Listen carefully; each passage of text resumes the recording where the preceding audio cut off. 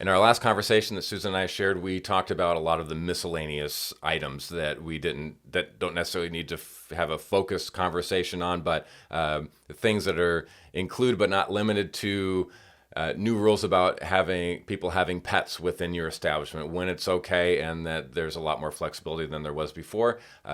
People using their own containers for takeout, for cups, and there's a little more flexibility on what's going to be allowed for consumers, the datings of shellfish and mollusks, and more. But this should give you sort of a lot of that secondary information that may not be perfectly appropriate for you, but good to know nonetheless.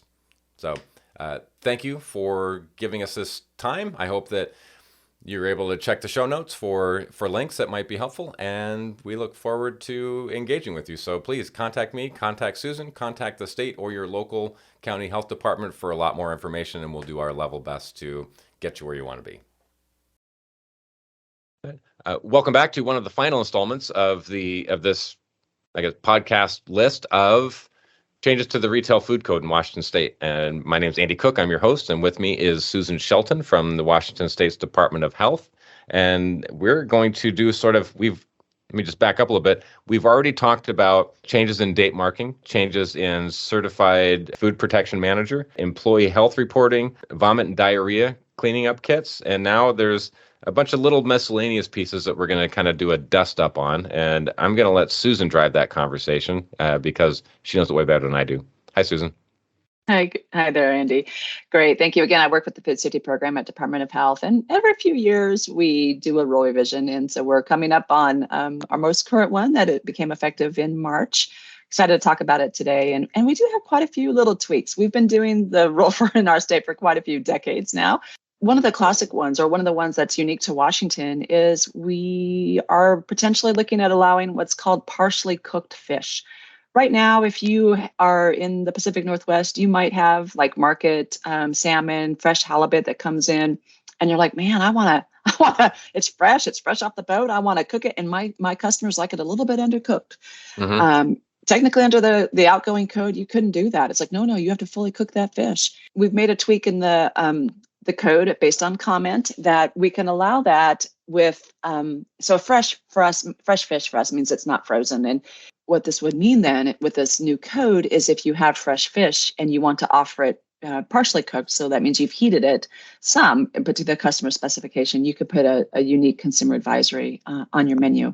Okay, so for fresh fish, fresh, never frozen fish, we just need to make sure that we are putting in another consumer advisory on the menu.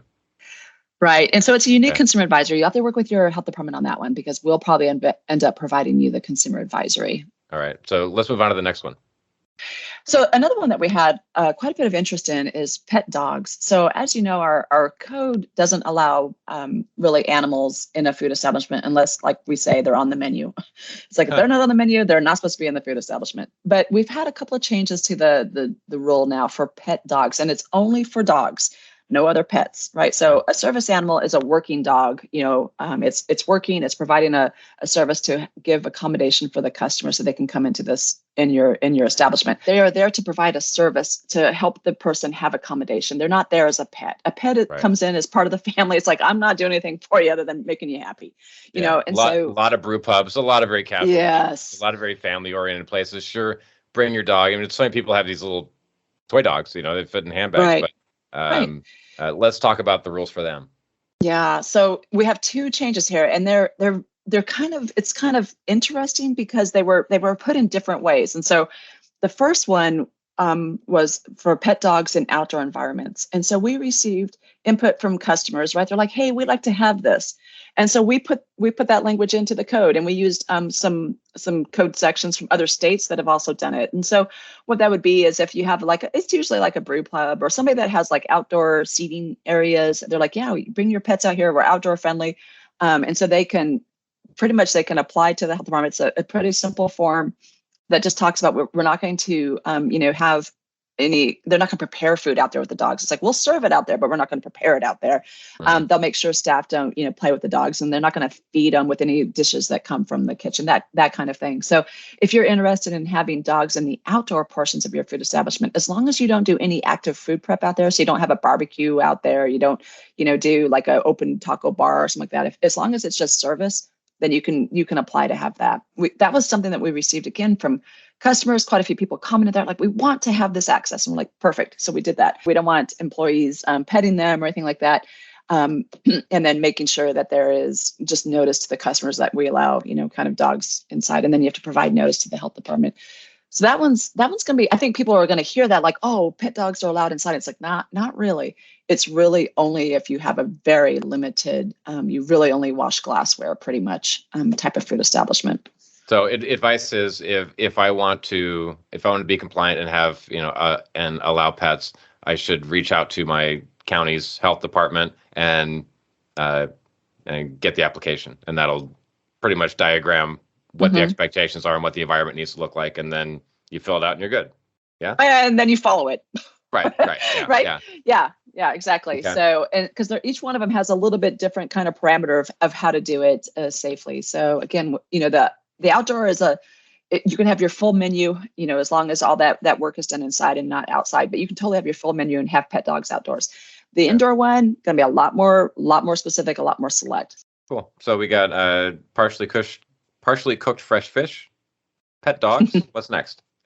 Yeah. So another thing that we did is we tweaked the cooking temperature for eggs, hamburger, and sausage. So these products, especially if you like, they're mixed, right? So it'd be like scrambled eggs. You have a whole bunch of eggs mixed all together, and you're going to cook them. Or you have hamburger and you have sausage. All of these have like several different kind of products that are mixed together. They're blended, and so they have a little bit higher risk. And so for those right now, the outgoing code required them to be cooked to 155, and you have to hold it at that temperature for 15 seconds. People probably heard that a lot. And so instead of 155 for 15 seconds, it's 158. And so it's like, okay, once you hit 158, you don't have to hold it for 15 seconds. It's just like, okay, yep, it's done, fully cooked. Now we have some places that are like, I really want to do 155 for, the extended seconds.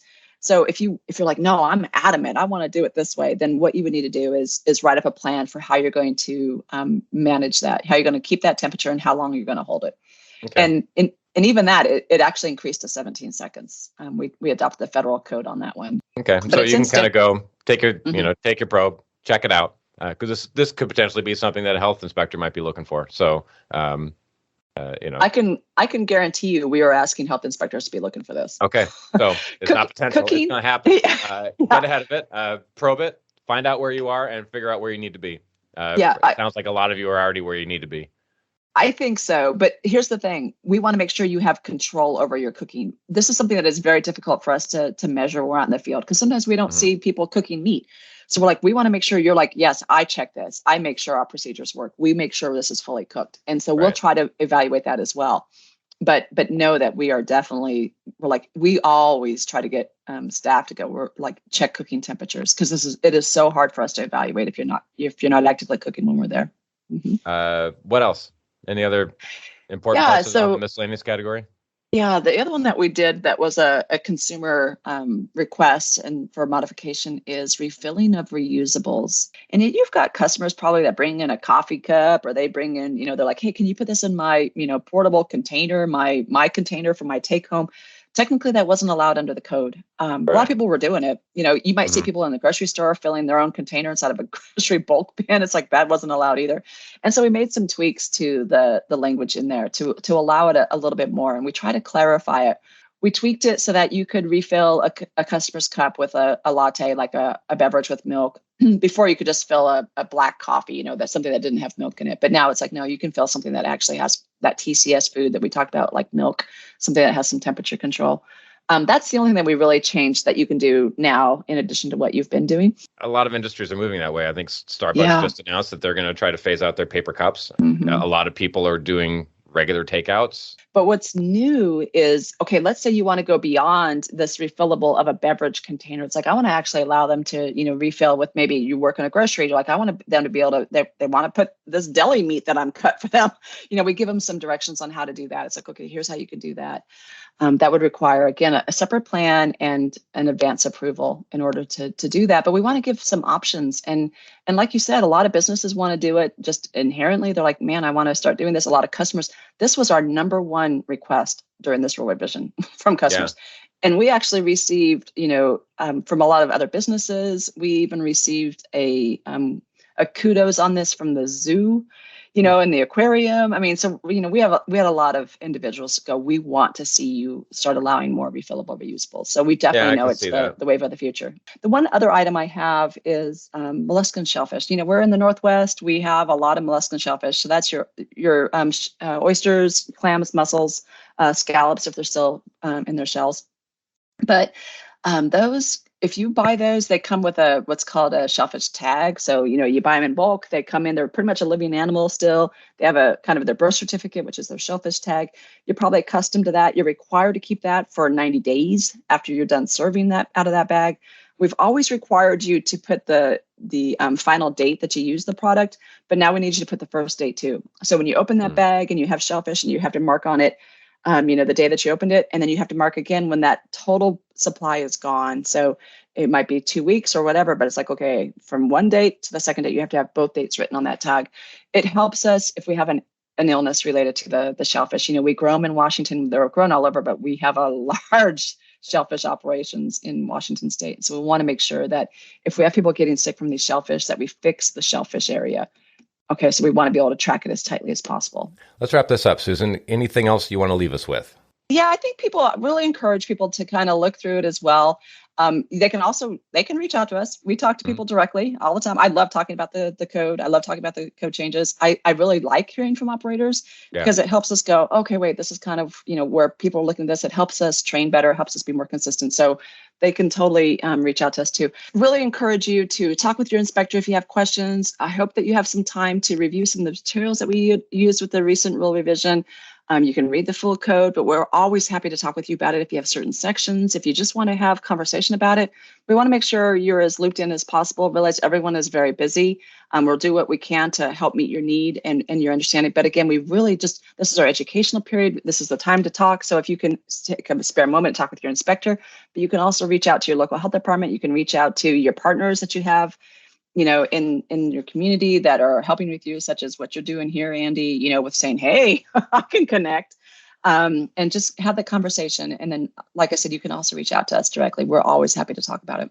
Probably one of the most proactive things that you can do is take the information that's being provided to you through us or through, the Washington Hospitality Association did a series on this that Harbor Food Service sponsors. That there's a lot of people that are putting those educational resources together. But one quick way to really be very proactive and positive is to reach out to your health inspector or to your county and say, hey, we're in the educational period. Educate me. Spot on. Here's what I'm doing. What am I missing? Give me some guidance. And we've got months to do it. So I don't put it off. In fact, I would say to anybody that's listening to this in the March, April range, close to when we're recording it, I think we're going to be in a gangbusters of a season. Once that weather turns, the masks are off, people are traveling, we're going to be busier than we have been in a long, long time. And with a whole different workforce. And so I think if those of you who are going to be putting it off, it could be so far in the back of your mind you don't even see it anymore before it's too late. So I recommend getting on top of it now so you don't have to think about it again later. Everybody, this has been Andy Cook, the male voice on this recording, and Susan Shelton, the expert, telling me where I'm wrong and giving us all the insight and clarity that can be brought. And I think you did a wonderful job, Susan. I really appreciate you taking all the time to do this for my own edification and for that of anybody else who might be listening.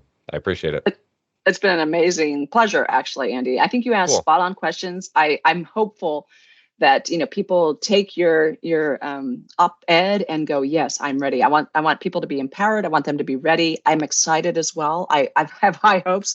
I love food service. I know that it's a heavy lift, a lot of days. Know that we are also here to help you. Ultimately, we all have the same end goal. We want your customers to not only, come to visit, but also keep coming back. And we want them all to enjoy the meal. So do whatever we can to help you. But please, please, please take a moment to go over it and empower yourself and be ready to roll.